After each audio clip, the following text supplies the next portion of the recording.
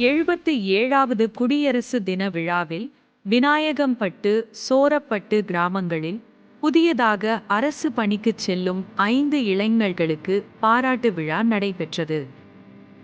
இந்திய திருநாட்டின் 77வது குடியரசு தின விழாவை முன்னிட்டு விநாயகம்பட்டு மற்றும் சோரப்பட்டு கிராம பகுதிகளில் சுரக்ஷா சேவா அமைப்பின் சார்பாக கொடியேற்றும் நிகழ்ச்சி மிகவும் உற்சாகமாக நடைபெற்றது.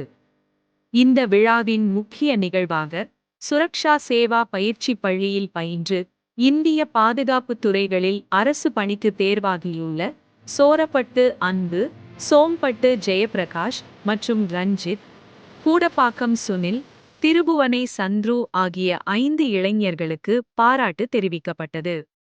இவர்கள் இந்திய கடற்படை, இந்திய துணை ராணுவம் மற்றும் கடலோர காவல் படை ஆகிய துறைகளில் பணியாற்ற தேர்வாகியுள்ளனர்.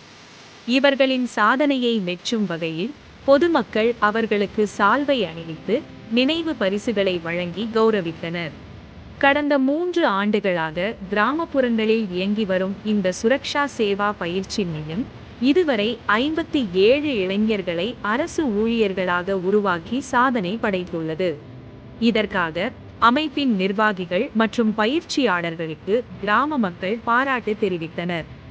முன்னாள் இராணுவ வீரரும் சுரக்ஷா சேவா அமைப்பின் சமூக சேவகருமான திரு பிரகாசம் அவர்கள் தலைமை தாங்கி இந்த நிகழ்ச்சியை நடத்தினார்.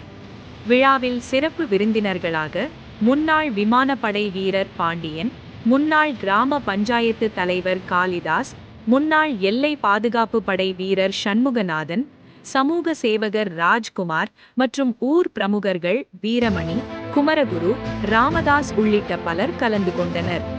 நிகழ்ச்சியின் நிறைவாக அரசு பணிக்கு தேர்வாகியுள்ள இளைஞர்கள் ஒன்றிணைந்து விழாவில் கலந்து கொண்ட பெற்றோர்கள், இளைஞர்கள் மற்றும் பொதுமக்கள் அனைவருக்கும் அறுசுவை விருந்து அளித்தனர்.